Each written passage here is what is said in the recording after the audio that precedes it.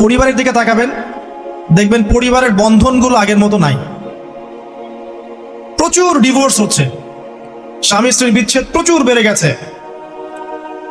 তারপরে সন্তান সন্ততি আমাদের পরিবারে যারা আছে, দেখবেন এরা বেশিরভাগই দুনিয়াদার হয়ে গেছে, দিনের খুব একটা ফিকির নাই।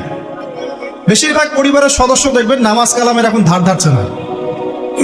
ম্যাক্সিমাম পরিবার থেকে আস্তে আস্তে পর্দাটা কিন্তু শিথিল হয়ে যাচ্ছে।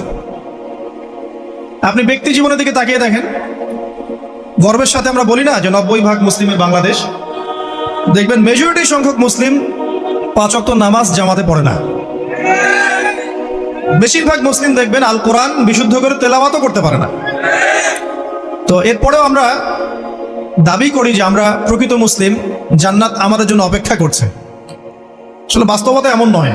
যারা কোরআন আমরা টুকটাক পড়তে জানি, তাদের মধ্যে কত পার্সেন্ট কোরআনের অর্থ বোঝে? এই আল্লাহ পাকের কিতাব আমার হাতে আছে, এই কিতাবের অর্থ কতজন বোঝে? এটা একটা চ্যালেঞ্জ। যারা কোরআন পড়তে জানি আমরা, তাদের প্রতি চ্যালেঞ্জ, দেখেন তাদের মধ্যে কত পার্সেন্ট মানুষ কোরআনের অর্থ বলতে পারবে। আর অর্থটা যে জানা জরুরি, এই বিষয়টাও আমরা এখন জনগণকে বোঝাতে ব্যর্থ হচ্ছি। কোরআনের অর্থটা যে বোঝাটা জরুরি, এটা বোঝাতেও ব্যর্থ হচ্ছে। কারণ আমরা সবাই প্রত্যেক হরফে 10 নেকি পেতে চাই। কোরআন তেলাওয়াত করলে প্রত্যেক হরফে 10 নেকি হবে, এই তো। তো এই কনসেপ্ট যখন আমার মাথায় ঢুকে গেছে, আমি ওখানে নিজেকে থামিয়ে দিয়েছি। অর্থ বুঝে গবেষণা করলে এবং কোরআন কেন্দ্রিক জীবন ব্যবস্থা গড়লে যে আরো বেশি নেকি হয়, এটা আমার মাথায় নাই। প্রত্যেক হরফে 10 নেকি তো আপনি পাবেন তেলাওয়াত করলে, কিন্তু অর্থ বুঝে এর ভিতরে ঢুকলে, গবেষণা করলে এর মূল স্বাদটা পাওয়া যায়, এটা আমরা বুঝতে পারছি না। দেখবেন বেশিরভাগ মানুষ কোরআনের অর্থটা জানে না। আবার আমরা যারা টুকটাক ভাঙাচুর অর্থ জানি, তারা আবার দেখবেন কোরআনের সমস্ত আদেশ মেনে চলতে পারছি না এবং কোরআনের সমস্ত নিষেধও বর্জন করতে পারছি না। সমস্যা কিন্তু এখানেও থেকে গেছে। আবার কোরআনের ব্যাখ্যায় আছে হাদিস। তো এই হাদিসকে কেন্দ্র করে কোনো বিভ্রান্তির সুযোগ ছিল না, কিন্তু এখানেও আমরা বিভিন্ন জাল এবং বানোয়াট হাদিসের উপর আমলও শুরু করেছি। হাদিসের নামে এমন অনেক কিছুই চলছে সমাজে, যেগুলোর সাথে হাদিসের কোনো সম্পর্ক নাই।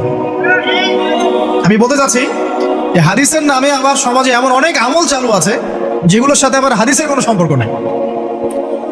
তো দেখুন, ধর্মের মধ্যেও সমস্যা থেকে গেছে। আবার আমরা সবাই মুসলিম, আমাদের সবার ইউনাইটেড থাকার কথা। মুসলিম একটা জাতি, তাদের আল্লাহ একজন, রাসূল একজন, কেবলা এক, তাদের সবার মধ্যে একটা ইউনিটির কথা ছিল। কিন্তু আমরা ধর্মতাত্ত্বিকভাবে এবং পলিটিক্যালি আমরা বিভিন্ন দলে বিভক্ত এবং আপসের মধ্যে মিল মহব্বত কম। বাইরে হয়তো আমরা বলি যে আমি একজন ধর্মতাত্ত্বিক দলের সদস্য, সে আরেকটা ধর্মতাত্ত্বিক সংগঠনের সদস্য, সে আরেকটা মানহাজ ফলো করে, সে আরেক জামায়াতের, সে আরেক তরিকার ইত্যাদি। আমরা সবাই এক, যদি আমরা বাইরেই কথাটা বলি, কিন্তু অন্তর থেকে কিন্তু আমাদের এই বিষয়টা আসছে না। আমরা ভিতর থেকেই ঐক্যবদ্ধ হতে পারতাম, তাহলে উম্মার আজকে এই অবস্থা হতো না। তো দেখুন, ধর্মকেন্দ্রিক অনেক প্রবলেম থেকে গেছে এখন। আবার আল্লাহ রাসূল সাল্লাল্লাহু আলাইহি ওয়াসাল্লাম হাদিসের মধ্যে এবং আল্লাহ পাক কোরআনের মধ্যে ধর্ম নিয়ে বাড়াবাড়ি করতে নিষেধ করেছেন। ধর্ম নিয়ে বাড়াবাড়ি করো না, তোমরা নিজেদের ধর্ম পালন করো। তা আমরা নিজের ধর্ম যতটা না পালন করি, অন্যের ধর্মের দিকে আঙ্গুলটা তার চেয়ে বেশি তুলি। আমরা আগে নিজের রিলিজনটাকে ঠিক মতো পালন করি, দেখবেন সমাজ ঠিকই পরিবর্তন হয়ে গেছে ইনশাআল্লাহ। তো আমি একটা ধর্ম পালন করি বলে অন্য ধর্মের মানুষের প্রতি বিদ্বেষ পোষণ করতে হবে বা তাদের উপর ঘৃণার মনোভাব প্রকাশ করতে হবে, এটা আল্লাহ পাক শেখান নাই, তার রাসূল শেখান নাই। আল্লাহ এবং তার রাসূল কি শিখিয়েছেন? ইসলামের সত্য বিষয়টাকে আপনি সবার সামনে উপস্থাপন করবেন, যার ইচ্ছা হবে সে কবুল করবে, যার ইচ্ছা হবে সে অস্বীকার করবে। যার যার কবরে শেষে যাবে, যার যার হিসাব শেষে দিবে। চাপিয়ে দেওয়ার সিস্টেমটা ইসলামের মধ্যে নাই। এখন আসেন, পরিবারের আপনাকে ফেতনা কিছু বললাম। অর্থনীতির জীবনে যাবেন, ব্যবসা বাণিজ্যের মধ্যে যান, দেখেন বেশিরভাগ কালোবাজারি করছে, সিন্ডিকেট করছে, মজুদদার মাপে কম দিচ্ছে, জনগণকে ঠকাচ্ছে, করছে না? এগুলো পলিটিক্যাল ফেতনা, এগুলো ইকোনমিক্যাল ফেতনা।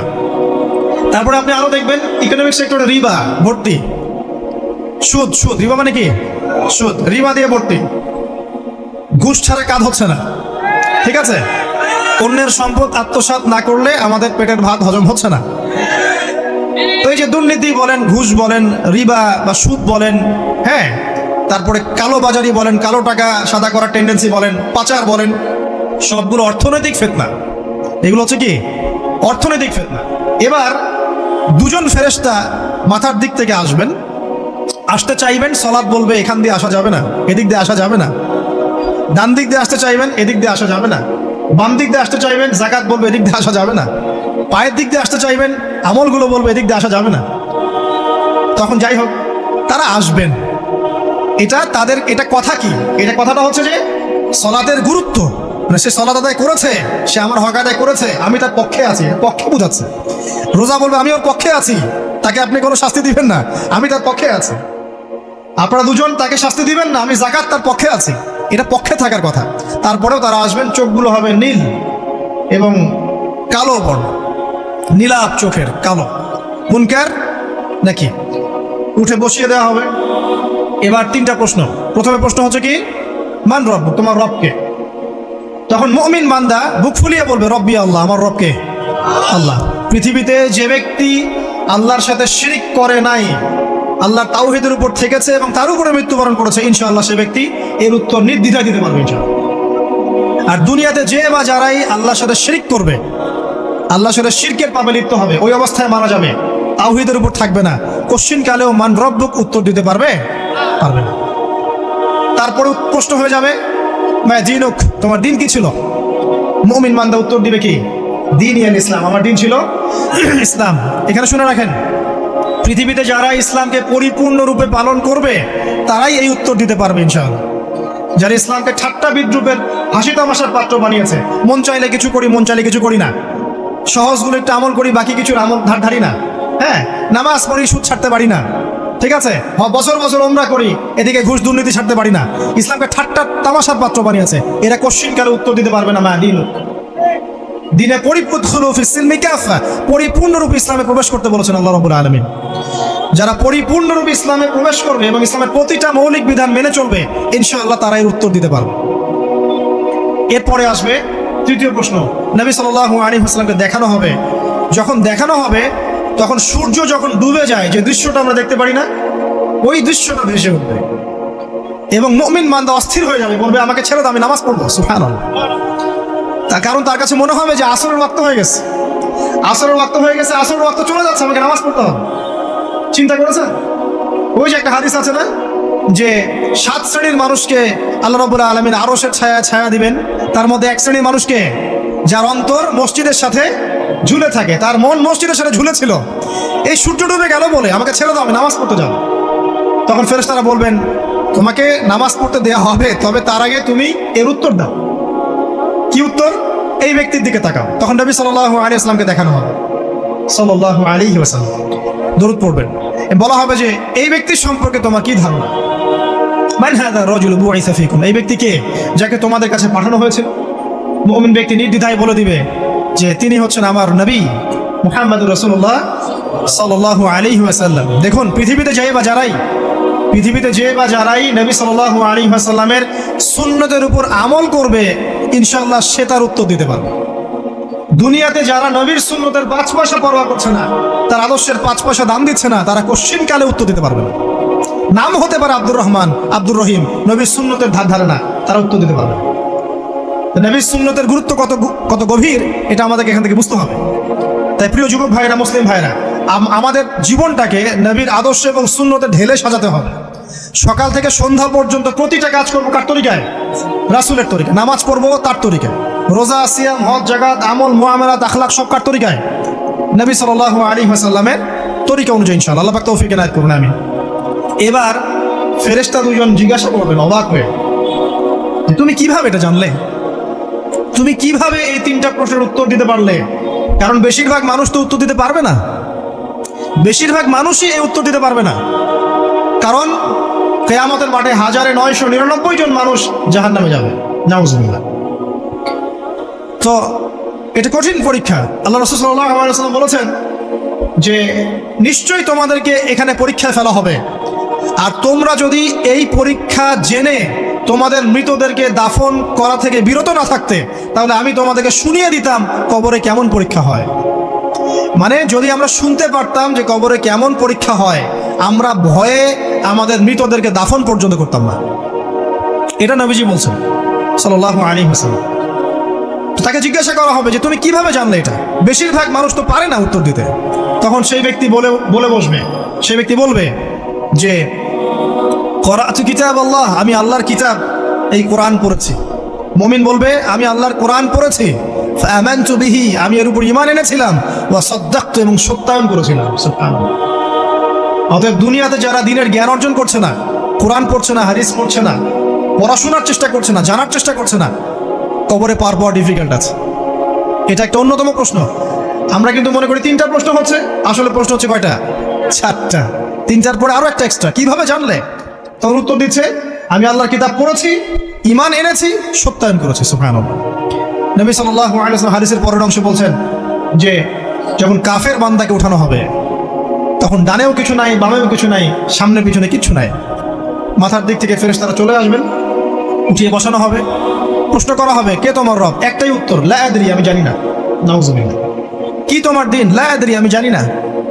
এই যে আল্লাহর তো খবর নাই, আল্লাহ পাকের বিধান মেনে চলার কোনো খবরই নাই, পরোয়াই নাই। সে জানবে কিভাবে ইসলাম কি জিনিস? সে জানবে কিভাবে আল্লাহ কি জিনিস? ও তো আল্লাহকে চিনেই না। দিব্যি বলে বেড়াচ্ছে মহাবিশ্ব সৃষ্টি হয়েছে বিগ ব্যাং থেকে, আল্লাহ বলে কেউ নাই। মানুষ সৃষ্টি হয়েছে বান্দর থেকে, নাউযুবিল্লাহ। মানুষ তো আল্লাহকে চিনছে না। এখনো মানুষ মনে করছে যে আল্লাহ বলতে কেউ নাই। এবং এই মুক্ত চিন্তার নামে, বাক স্বাধীনতার নামে নাস্তিকতার যে চর্চাটা বেড়েছে বাংলায়, এটা আশঙ্কাজনক। বড় বড় বিশ্ববিদ্যালয় থেকে পড়ে আসছে, অনেক সময় দেখলাম বড় বিশ্ববিদ্যালয়ের প্রফেসর, সে বলছে যে মহাবিশ্ব বিগ ব্যাং দিয়ে সৃষ্টি হয়েছে, সৃষ্টিকর্তা নাই এখানে।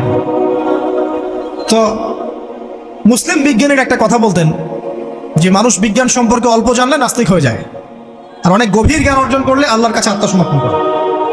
খেয়াল করে দেখবেন ডক্টর, ইঞ্জিনিয়ার যারা বড় বড় লেভেলে চলে গেছেন, অনেক সিনিয়র, তারা কিন্তু বেশিরভাগ নামাজি দেখবেন, নামাজ পড়ে, দান সদকা করে, সমাজ কল্যাণমূলক কাজ করে। তারা কিন্তু রোগীর সেবা করতে গেলেও বলে যে নামাজ পড়িয়েন, রোজা রাখিয়েন। তারা কিন্তু বলে।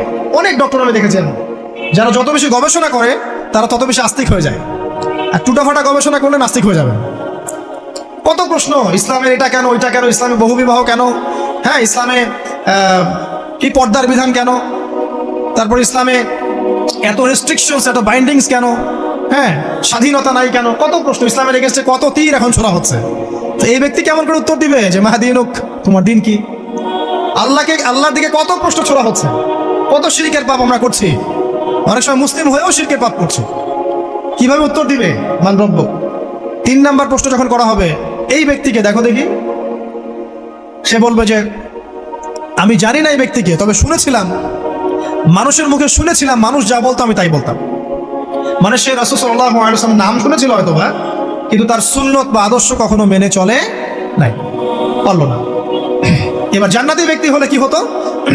ওই যে সূর্য ডুবছিল যেখানে, তার দৃষ্টির সীমা পর্যন্ত কবরকে প্রশস্ত করে দেওয়া হতো, এবং জান্নাতের একটা দরজা তার কবরে খুলে দেওয়া হতো। এটা কিভাবে করা হবে সেটা আল্লাহ পাক জানেন, এটার ব্যাখ্যা করার জ্ঞান আল্লাহ আমাদেরকে দেন নাই। যেই মানুষের ক্ষুদ্র জ্ঞানে মানুষ ব্যাকটেরিয়া ভাইরাস নিয়ে গবেষণা করতে হিমশিম খেয়ে যায়, সে মহাবিশ্বের স্রষ্টা নিয়ে কিভাবে গবেষণা করে? আল্লাহ পাকের অসীম জ্ঞানের সামনে আমার জ্ঞান কি? খুবই ক্ষুদ্র। হাদিসে এসেছে বুখারী শরীফের মধ্যে যে একটা মহাসমুদ্রের মধ্যে যদি একটা পাখি 1 ফোঁটা পানি উঠিয়ে নিয়ে যায়, ওই 1 ফোঁটা পানি হচ্ছে মহাবিশ্বের জ্ঞান, আর বাকি পুরো মহাসাগর হচ্ছে আল্লাহ পাকের জ্ঞান। তো আমরা এই ক্ষুদ্র জ্ঞানের মানুষ হয়ে আল্লাহর জ্ঞানকে কেমন করে পেনিট্রেট করতে পারি? তো আল্লাহ পাক জান্নাতের দরজাগুলো খুলে দিবেন, একটা দরজা খুলে দিবেন, সেখান থেকে বাতাস আসবে, জান্নাতের নাজ নেয়ামত উপভোগ করতে থাকবে, এবং তার রূহটাকে সবুজ রঙের পাখির আকৃতিতে জান্নাতে রেখে দেওয়া হবে। ইল্লিন মানে ওখানে জান্নাতের নেয়ামত সে পাবে। এটাকে বলা হয় দারুল বারজাখ বা বারজাখের জীবন। জীবন অনেকগুলো, একটা ছিল রুহের জগৎ। রুহের জগতে আমরা সবাই ছিলাম। শোনেন, রুহের জগতে যার সাথে যার বন্ধুত্ব ভালোবাসা গভীর ছিল, দুনিয়াতে তার সাথে তার ভালোবাসা বেশি। এটা হয়তো জানেন না, জানতেন হাদিসটা? রুহের জগতে যদি কখনো আপনার সাথে আমার দেখা হয়ে থাকে, দুনিয়াতে আপনার সাথে আমার দেখা হবে ইনশাআল্লাহ। রুহের জগতে যদি আপনার আমার মধ্যে ঘনিষ্ঠ ভালোবাসা থেকে থাকে, এখানেও ভালোবাসা হয়ে যাবে ইনশাআল্লাহ। এটা বলে আমি আবার তোমাদের বয়ফ্রেন্ড গার্লফ্রেন্ড ভালোবাসা বুঝাই নাই, ওই ভালোবাসার কথা বলি না। আবার রুহের জগতে বিদ্বেষ, এখানেও দেখবেন বিদ্বেষ। ওটা একটা জগৎ ছিল যেখানে আল্লাহ পাক সমস্ত আদম সন্তানকে সৃষ্টি করে তাদের রুহটাকে রেখেছিলেন এবং ওয়াদা নিয়েছেন। কি ওয়াদা? আল্লাহ পাক বলেছিলেন আলাস্তু বিরাব্বিকুম, সূরা আরাফের 182 নম্বর আয়াত পড়ে দেখবেন, 182 নম্বর আয়াত। আল্লাহ পাক বলেছিলেন যে আমি ওয়াদা নিয়েছিলাম, আলাস্তু বিরাব্বিকুম, আমি কি তোমাদের রব নই? আমরা সবাই বলেছিলাম বালা ইয়া রব্বি, অবশ্যই আপনি আমাদের রব। দুনিয়াতে এসে আমরা ভুলে গেছি। এই ভুলে যাওয়াটা মনে করায় দেওয়ার জন্যই আল্লাহ পাক আসমানে কিতাব নাজিল করেন, নবী রাসূল পাঠান, আমাদের কান পর্যন্ত ইসলামের দাওয়াত পৌঁছে দেন, যাতে আমরা মনে করতে পারি। এবার আসেন রুহের জগতের পর আসলাম এই যে দুনিয়ার জগৎ, দারুদ দুনিয়া। দুনিয়ার মধ্যে আছি হয়তো 50, 60, 70, 100 বছর হাইয়েস্ট। এরপর যাবে দারুল বারজাখ, বারজাখের জগৎ। পাপী ব্যক্তি হলে জাহান্নামের দরজা খুলে দেওয়া হবে আর জাহান্নামের সে আযাব ভোগ করতে থাকবে, এবং পুণ্যবান ব্যক্তি হলে জান্নাতের দরজা খুলে দেওয়া হবে এবং এর নাজ নেয়ামত সে ভোগ করতে থাকবে। তখন তাকে বলা হবে এটা জান্নাতের সেই জায়গা যেখানে তুমি থাকবে। এটা দেখার সাথে সাথে, শোনার সাথে সাথে তার যে খুশি উৎফুল্ল তার অনেক বেড়ে যাবে। এবং সে কি করবে জানেন? সে পৃথিবীতে ফিরে আসতে চাইবে। সে বলবে আমাকে আমার পরিবারবর্গকে জানাতে দেন, আমাকে আমার পরিবারবর্গকে জানাতে দেন যে আমি ভালো আছি। তখন ফেরেশতারা তাকে বলবেন যে এটা সম্ভব না, তোমার এবং তাদের মাঝে দারুল বারজাখ আছে, তুমি এটা ভেদ করে যেতে পারবে না। তখন তার আত্মাটাকে ইল্লিনে দেওয়া হবে, একটা সবুজ পাখির আকৃতিতে জান্নাতে ঘুরে বেড়াবে ইনশাআল্লাহ। আর যদি জাহান্নামী হয় তাহলে যে বললাম দরজা খুলে যাবে জাহান্নামের, মর্মান্তিক আযাব তার দিকে আসতে থাকবে। কবর সংকুচিত হয়ে আসবে এমনভাবে যাতে তার বাম পাজর ডান পাজরের ভিতরে এইভাবে ঢুকে যাবে, নাউযুবিল্লাহ। এবং এই আযাব চলতে থাকবে ইলা ইয়াউমি ইউবআসুন, পুনরুত্থানের দিন পর্যন্ত। এখন এই যে হাদিসটা আপনারা শুনলেন, এই হাদিসটা ব্যক্তিকেন্দ্রিক নয় কি? এখানে তিনটা বিষয় আপনাকে ফোকাস করতে হবে আমাদের। এক, তাওহীদ, আল্লাহ পাকের তাওহীদ। দুই, রিসালাত, রাসূলুল্লাহ সাল্লাল্লাহু আলাইহি ওয়াসাল্লামের রিসালাত। এবং আখিরাত, পরকাল। এই তিনটা বিষয় খুব স্বল্প কথায় বলছি। দেখুন, তাওহীদ কি? আল্লাহ পাকের একত্ববাদ। এক আল্লাহকে আপনি সৃষ্টিকর্তা মানবেন, রিজিক দাতা মানবেন, পালন কর্তা মানবেন, সন্তান দাতা, ভালো মন্দের মালিক, সমস্ত কিছুর মালিককে আল্লাহ। আল্লাহ আল্লাহ আমাকে বাঁচিয়ে রেখেছেন, আল্লাহ আমাকে মৃত্যু দিবেন, আল্লাহ আমাকে রিজিক দেন, আল্লাহ আমাকে সন্তান দিবেন, আল্লাহ আমার ভালোর মালিক, আল্লাহ মন্দের মালিক, আল্লাহ সমস্ত কিছুর মালিক। এই কনসেপ্ট পরিষ্কার থাকবে, লা ইলাহা ইল্লাল্লাহ পরিষ্কার থাকবে। সমস্ত বিষয় কার পক্ষ থেকে? আল্লাহর পক্ষ থেকে। এই তাওহীদ, শর্ট সংক্ষিপ্ত কথায় বললাম তাওহীদ। এর মধ্যে তিনটা ক্লাসিফিকেশন আছে, রুবুবিয়্যাত, উলুহিয়্যাত, আসমা ওয়া সিফাত। এটা আপনারা কিতাবুত তাওহীদ বই থেকে পড়ে নিন। সংক্ষেপে বলে দেই, রুবুবিয়্যাত আল্লাহ পাকের সমস্ত বিষয়গুলো তার দিকে সম্বন্ধ করা, সৃষ্টিকর্তা, পালনকর্তা, রিজিক দাতা সবকে আল্লাহ। উলুহিয়্যাত কি? দুনিয়াতে এসেছি আল্লাহ পাকেরই দাসত্ব করতে হবে, অন্য কারো দাসত্ব চলবে না, তাওহীদ উলুহিয়্যাত। আসমা ওয়া সিফাত কি? আসমা সিফাত মানে হচ্ছে আল্লাহ পাকের নাম গুণাবলীগুলো আছে, আল্লাহ পাক রহমান, আল্লাহ পাক রহিম, আল্লাহ পাক রাজ্জাক, হ্যাঁ, আল্লাহ পাক গফুর, আল্লাহ পাক শদীদুল ইকাব, সমস্ত গুণাবলী কার? আল্লাহ। এই হলো আসমা সিফাত। আল্লাহ পাক যেমন, আল্লাহ পাক তেমন, আল্লাহ পাক নিজের মতো, কারোর সাথে তুলনীয় নন। ওয়াল্লাহু আহাদ, একক, আল্লাহুস সামাদ, তিনি অমুখাপেক্ষী, লাম ইয়ালিদ ওয়া লাম ইউলাদ, তিনি জন্ম দেননি, জন্মিতও নন, ওয়া লাম ইয়াকুল লাহু কুফুয়ান আহাদ, তার সমতুল্য আর কিছুই নাই। আল্লাহ থেকে সবকিছু হয়, এটাই হলো তাওহীদ। এখন এর তাওহীদের বিরুদ্ধে গেলে কি হয়ে যাবে? সে কেউ যদি মনে করে যে আল্লাহ ছাড়া কেউ আমাকে জীবন দিতে পারে, আল্লাহ ছাড়া কেউ আমাকে মারতে পারে, আল্লাহ ছাড়া কেউ আমাকে রিজিক দিতে পারে, অথবা আল্লাহ ছাড়া কেউ সন্তান দিতে পারে, আল্লাহ ছাড়া অন্য কারো কাছে কেউ যদি দোয়া করে, আল্লাহ ছাড়া অন্য কারো জন্য নজর মানত করে, আল্লাহ ছাড়া অন্য কারো নামে কসম খায়, আল্লাহর হালালকে হারাম করে দেয়, আল্লাহর হারামকে হালাল করে নেয়, ঠিক আছে? আল্লাহ থেকে শুভ অশুভ আসে না, শুভ আল্লাহর পক্ষ থেকে আসে, অশুভ শয়তানের পক্ষ থেকে আসে, এমনও যদি কেউ মনে করে, শুভ অশুভ দুটোই আল্লাহর পক্ষ থেকে আসে, কিন্তু কেউ যদি মনে করে না শুভগুলো আল্লাহর পক্ষ থেকে, অশুভগুলো শয়তানের পক্ষ থেকে, এমনও যদি মনে করে, শিরক হয়ে যাবে। মুসলিমরা চলাফেরায় শিরক করছে। এখন মুসলিমরা আল্লাহ ছাড়া অন্য কারো কাছে চাচ্ছে, মুসলিমরা অনেকে কবরে সেজদা করছে, মুসলিমরা অনেকেই মৃত মানুষের কাছে দোয়া করছে, হাতে বালা পরে আছেন, খোলেন না। কেন খোলেন না? ভয়ে, যদি আপনার ক্ষতি হয়, শিরক। মুসলিমরা দেখবেন আগুনের সামনে মাথা নত করছে, মুসলিমরা এখন মেডিটেশন করে, ধ্যান করে, মুসলিমরা জিনকে তাবে করতেছে, অনেক সময় দেখা যায় মুসলিমরা জাদু করতেছে, জাদুবিদ্যা, কুফরি কালাম করছে না? করছে, সবই শিরক, সবই শিরক। মুসলিমরা দেখবেন আল্লাহর হালাল যেগুলো আছে এগুলোকে হারাম করে ফেলছে। আবার অনেক সময় আল্লাহর হারামগুলোকে হালাল করে নিচ্ছে। সুদ কি ভাই? এখানে ফরজ, হালাল করে নেওয়া হয়েছে। মদ কি? তোমাদের কাছে তো ওয়াজিব, না খাইলে ঘুম হয় না। তো এই যে আল্লাহ হারামগুলোকে কি করছি আমরা? হালাল করে, এটাও শিরক, কুফরি একটা। তো এক কথায় তাওহীদের উপর যারা থাকবে মান রব্বুক উত্তর দিতে পারবে ইনশাআল্লাহ। যারা শিরক করে ফেলবে ওই অবস্থায় মারা যাবে, মান রব্বুক উত্তর দিতে পারবে না। আমার কথা কি বোঝা যাচ্ছে? আমি সহজ করার চেষ্টা করছি কিন্তু হয়তো পারছি না, এটা আমার ব্যর্থতা। এক কথায় যদি আমরা কবরের প্রথম প্রশ্নের উত্তর দিতে চাই তাহলে আমাদেরকে অবশ্যই তাওহীদের উপর থাকতে হবে, শিরকে যাওয়া যাবে না। প্রিয় ভাইরা, শিরকের পাপ থেকে আজকে তওবা করে ফেলবেন। আল্লাহ জেনে না জেনে জীবনে যত শিরক করেছে আল্লাহ মাফ করে দাও, আমিন। এবং আগামী দিনগুলোতে শিরকের পাপে লিপ্ত হয় না। প্রিয় ভাইরা, যদি আপনার আমলনামায় আসমান জমিন সমানও পাপ থাকে, শিরকের পাপটুকু না থাকে, আল্লাহ পাক আপনার পুরো পাপ মাফ করতে পারবেন ইনশাআল্লাহ। আল্লাহ পাক বলেছেন মিরাজের রাতে নবী সাল্লাল্লাহু আলাইহি ওয়াসাল্লামকে আরশে আজিমের কাছে উঠিয়ে নিয়ে আল্লাহ পাক 3টা ওহী করেছেন। কয়টা ওহী? একটা ছিল 5 ওয়াক্ত নামাজ, ঠিক আছে।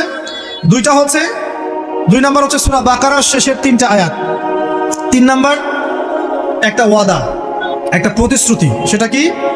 হে মুহাম্মদ সাল্লাল্লাহু আলাইহি ওয়াসাল্লাম, তোমার উম্মতের মধ্যে কেউ যদি আসমান জমিন সমান পাপ নিয়ে আমার সামনে হাজির হয় কিন্তু আমার সাথে কাউকে শরিক না করে, শিরক না করে, তাহলে আমি আল্লাহ তার সামনে আসমান জমিন সমান ক্ষমা নিয়ে হাজির হব, মানে মাফ করে দেওয়া হবে ইনশাআল্লাহ।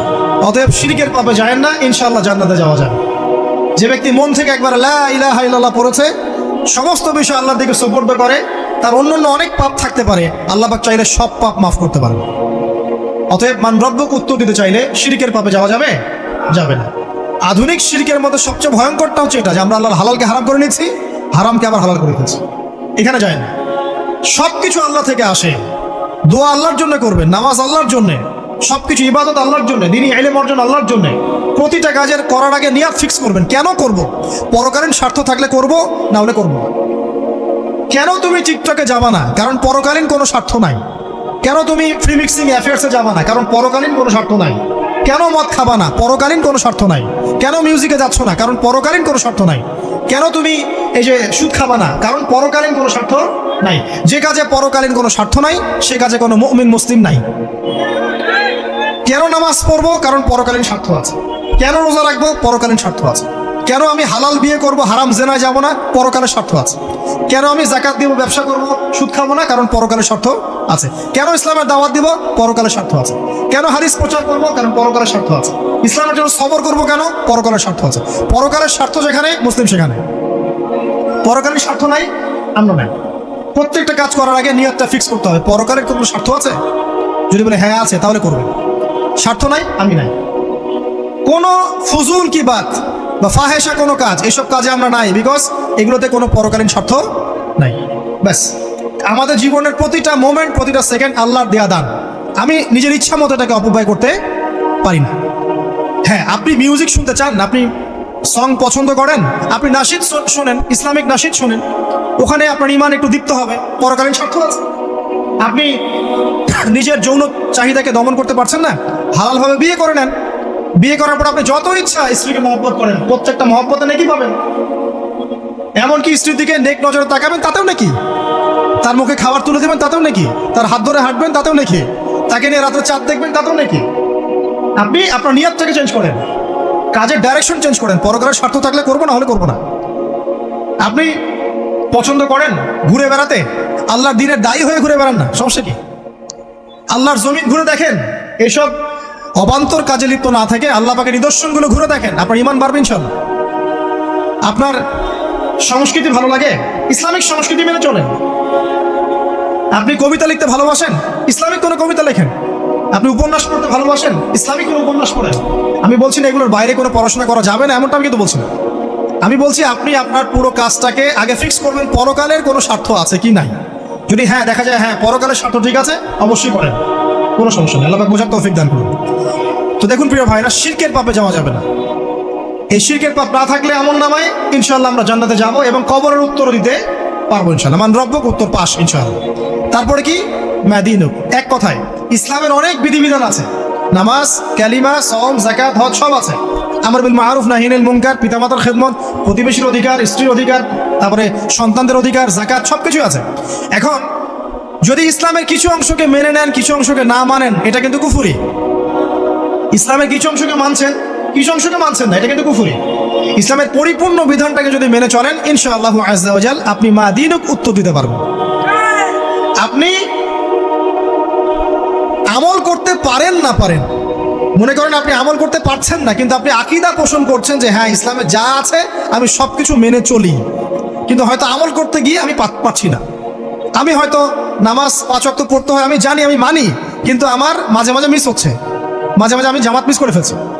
আপনি মানেন যে সম রাখতে হয়, মাঝে মাঝে আপনার সম মিস হয়ে যাচ্ছে, কিন্তু আপনি বিশ্বাস করেন যে হ্যাঁ আপনি সম রাখতে হয়, আপনার আকীদা ঠিক আছে। আপনি যাকাত দেন নাই এতদিন, কিন্তু আকীদা রাখেন হ্যাঁ দিতে হয়, আমি সুযোগ পেলে দিয়ে দিব।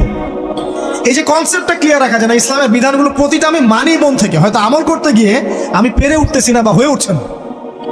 ইনশাল্লাহ একদিন না একদিন আল্লাহ পাক আপনাকে তৌফিক দিবেন, ইনশাল্লাহ আল্লাহ পাক তৌফিক দান করুক।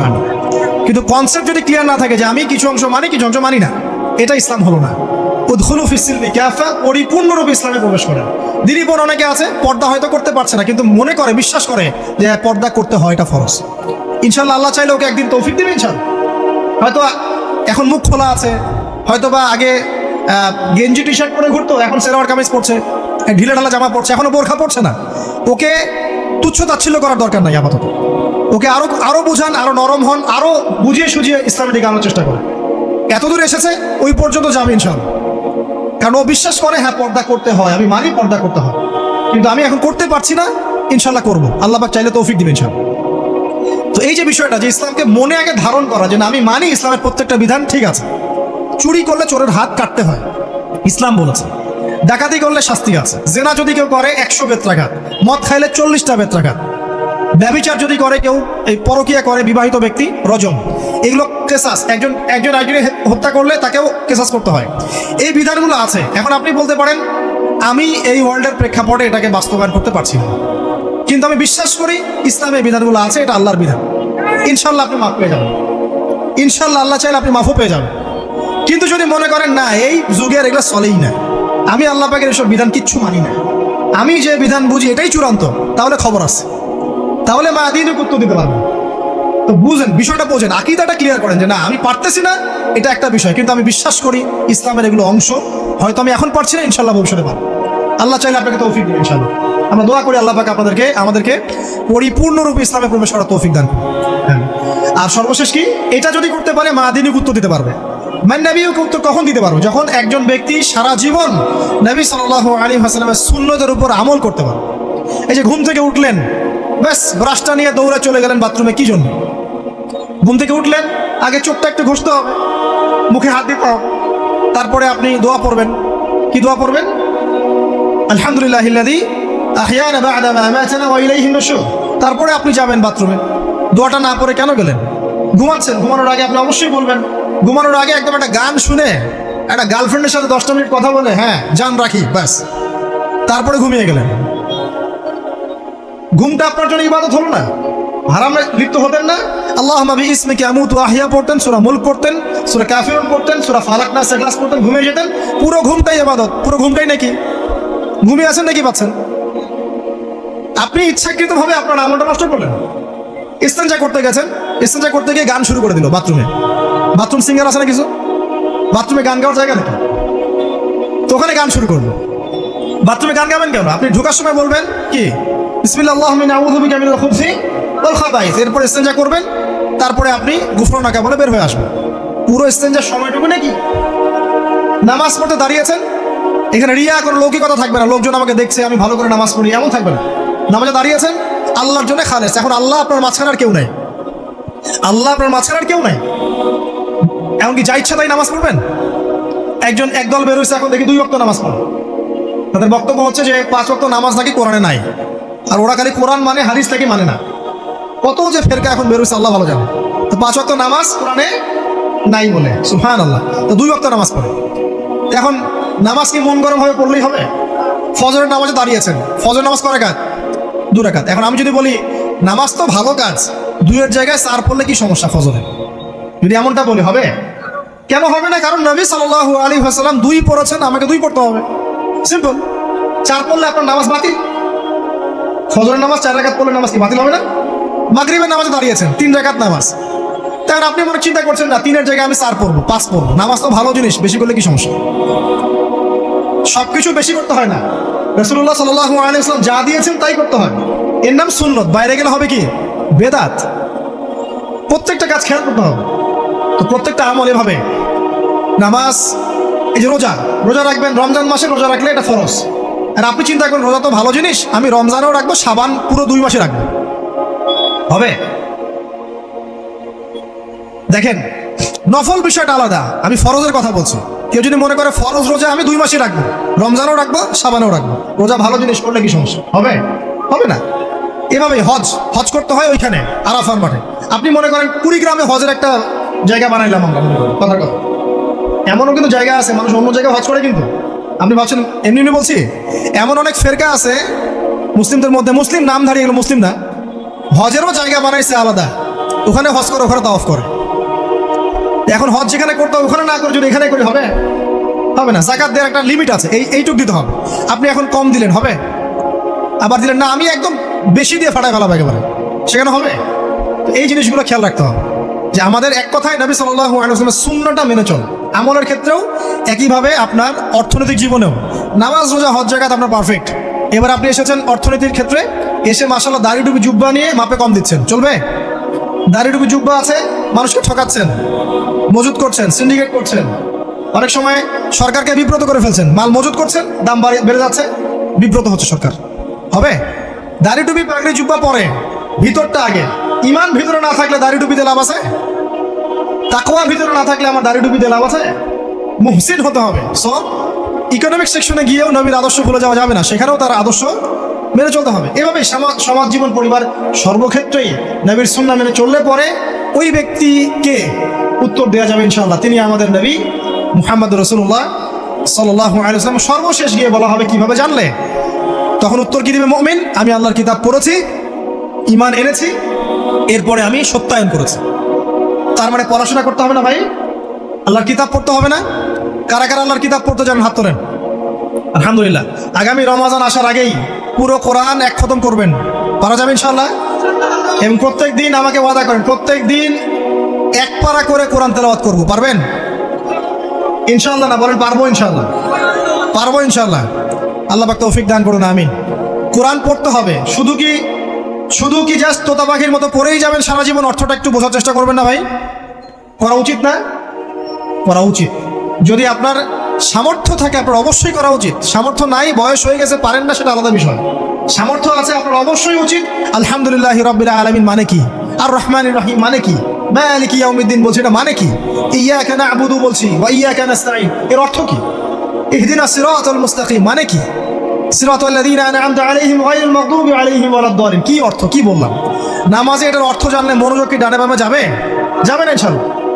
এই যে আল্লাহ পাক বলছেন, ইয়া আইয়ুহাল্লাযীনা আমানু তাকুল্লাহ, হে মুমিনগণ আল্লাহকে ভয় করো, হাক্কা তুকাতিহি ওয়া লা তামুতুন্না ইল্লা ওয়া আনতুম মুসলিমুন, তোমরা এমনভাবে আল্লাহকে ভয় করো, ভয় করার মতো ভয় করো, এবং পরিপূর্ণ মুসলিম না হয়ে মৃত্যুবরণ করো না। এর অর্থটা জানলে ভালো লাগলো না?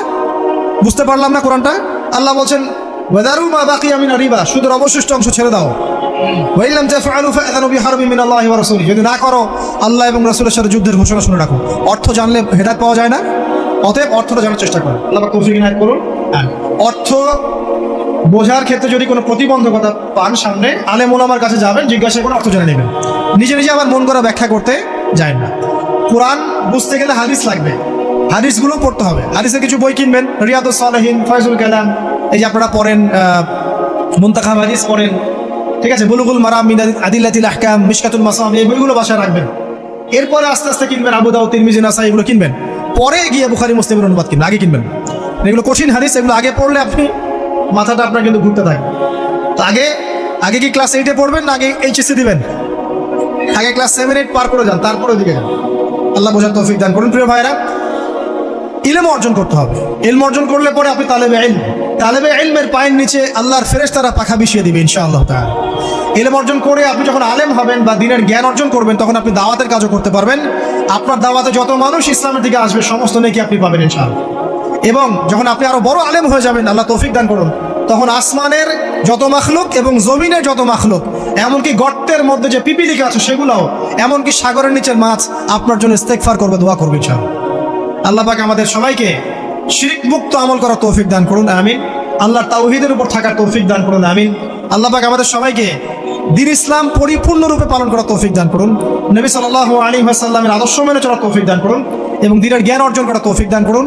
দুনিয়াতে আমরা যতদিন বেঁচে থাকবো ইসলামের উপর যেন বেঁচে থাকতে পারি এবং আমাদের মৌতের পর দারুল বারজাখ বা কবরের এই জিন্দেগি আল্লাহ পাক আমাদেরকে এই ভয়াবহ ফিতনা থেকে, আযাব থেকে হেফাজত করুন, আমিন।